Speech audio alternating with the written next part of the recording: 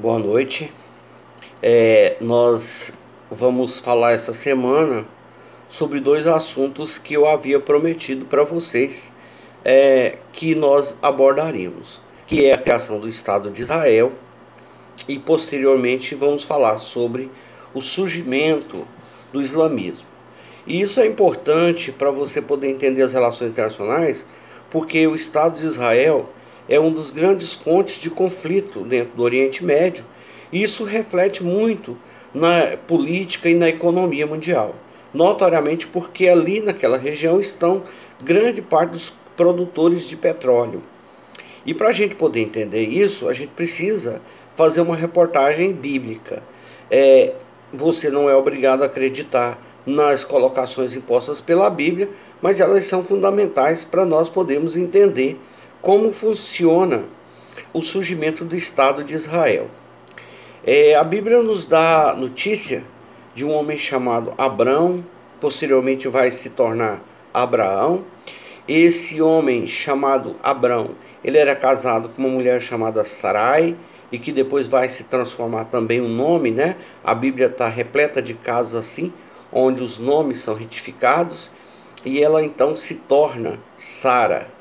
E esses dois, esse casal, eles saem da terra de Ur, que é onde ele morava, onde ele era natural de Ur, e eles então vão em destino a uma terra prometida.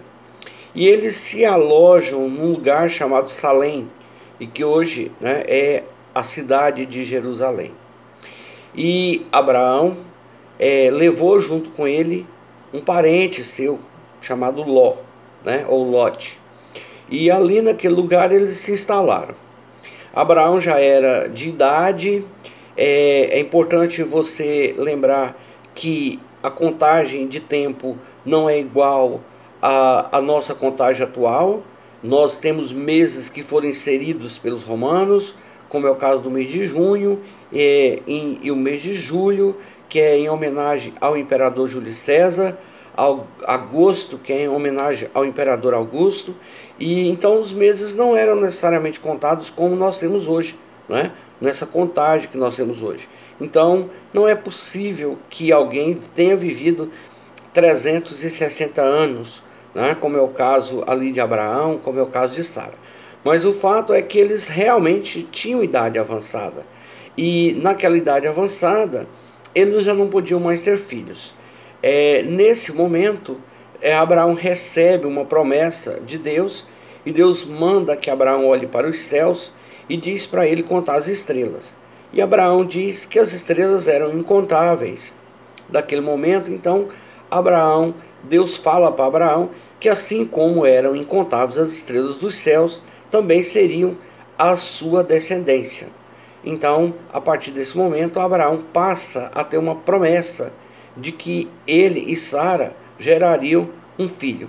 Por isso que Isaac é chamado filho da promessa, né?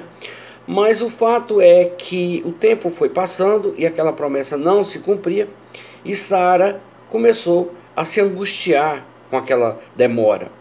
E ela então decide dar uma ajudazinha para Deus, né? E ela então separa a sua escrava Agar e diz para Abraão: olha, você deite-se com Agar e ela vai gerar um filho para você.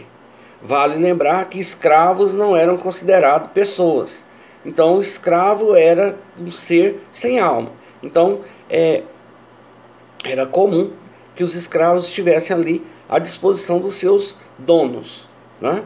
E Agar era uma mulher jovem, e Abraão deve ter achado bem chato, né, aquela proposta, mas ele, como um bom esposo, né, obediente, foi lá e dormiu com Agar. E Agar então ficou grávida, e muito rapidamente, pelo que a Bíblia relata, foi muito rápido. Então ela ficou grávida, e a partir do momento que ela ficou grávida, ela deu à luz a Ismael. E Ismael era tratado dentro daquela casa como, né, um filho realmente. E tempos depois que Ismael, eu não sei cronologicamente quanto tempo, mas acredito que uns 2 anos depois que Ismael já havia nascido, Sara fica grávida também. E daí então nasce, né, Isaac. Quando Isaac nasceu, a partir do momento em que Sara tem o seu filho, ela então passa a se incomodar com a presença de Agar dentro de sua casa. Ela passa a se incomodar com a presença de Agar dentro da sua casa, e ali ela começa a fazer aquilo que as mulheres fazem muito bem, né?